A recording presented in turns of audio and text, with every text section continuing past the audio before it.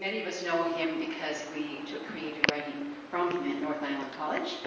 He has a book a novel in the works. I guess we're going to wait and see when it's going to be published.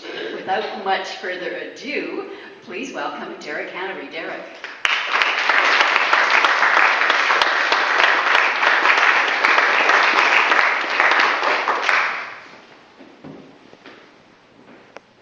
Thanks, Fran. Great to be here tonight and see all these people, see that this is carrying on and growing, and nobody wants to let it go for the summer even. That's fantastic.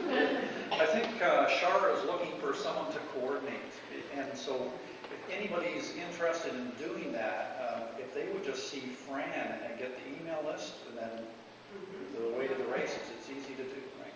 Yeah, you can follow me.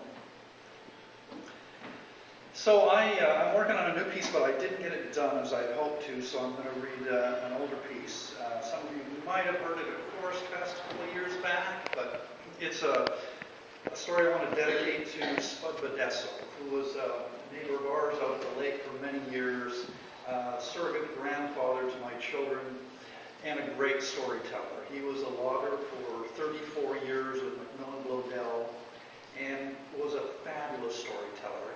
Would just mesmerize you, dramatize everything, and his stories were legendary to the point of mythological in their stature at times, and yet, you know, I think they were true. And so I wrote this one. It's one of his, but I kind of dramatized it a little. But really, the incidents that are in here are true. This is what he told me anyway. So he's dead now. You can't change it. So. Lucky loggers. No sense wishing them into the holes they don't want to go into, says Curly around the stub of his player's cigarette. That's for sure, agrees Spud and takes another chomp out of his apple. It's like wishing your wife into an early grave so you can collect the insurance.